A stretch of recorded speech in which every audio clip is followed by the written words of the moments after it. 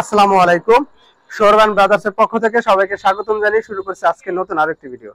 তো প্রিয় দর্শক বন্ধুরা, আজকে আমরা চলে এসেছি নারায়ণগঞ্জে সোনারগাঁয়ে জনাব সাইফুল সাহেবের বাড়িতে। তো ইতিমধ্যে আমার পিছনে দেখতে পাচ্ছেন যে তার বাড়ির গেটটি কিন্তু ফিটিং করা হয়ে গেছে। তার দুইতলা বাড়িটা যদি দেখে খুবই সুন্দরভাবে বাড়ির কাজটি সম্পন্ন করেছে।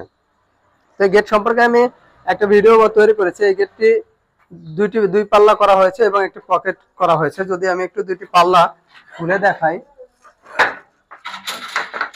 তার গেটে দুটি পাল্লা খুলবে হচ্ছে বাহিরের দিকে। দেখাই এভাবে বাহিরের দিকে দুটি পাল্লা খুলে যাবে, একটা পাল্লা এদিকে এবং একটা পাল্লা এদিকে। অনেকে বলে যে দুই পাল্লা কিভাবে হয়। এটা হচ্ছে তার দুটি পাল্লা এবং একটা পকেট পাল্লা। এবং যদি আমরা হ্যাজ বল গুলো একটু দেখাই, আমরা কিন্তু খুবই মোটা মানের আমরা হ্যাজ বল ব্যবহার করেছি, যার নিচে একটি রয়েছে উপরে একটি রয়েছে এবং দুটি সিটকানি ব্যবহার করেছি। তো দেখাই, এই পাল্লায় দেখতে পাবেন যে দুটি সিটকানি ব্যবহার করেছি, নিচে একটি এবং উপরে একটি।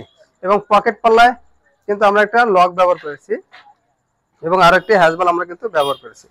তো প্রিয় দর্শক বন্ধুরা, আপনারা চাইলে দেশ এবং দেশের বাইরে থেকে আমাদের কাছে অর্ডার করতে পারবেন।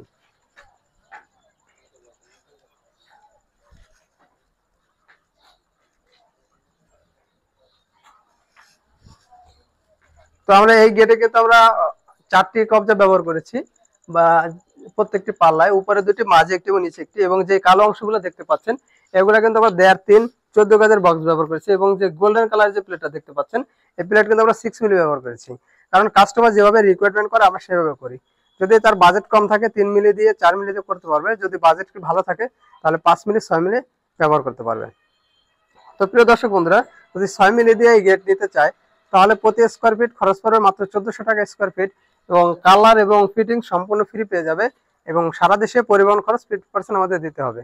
তো প্রিয় দর্শক বন্ধুরা, আজকে আমাদের ভিডিওটি এই পর্যন্তই। আমাদের ভিডিওটি ভালো লাগলে অবশ্যই লাইক এবং কমেন্ট করে জানাবেন এবং আমাদের চ্যানেলটি অবশ্যই সাবস্ক্রাইব করে দেবেন।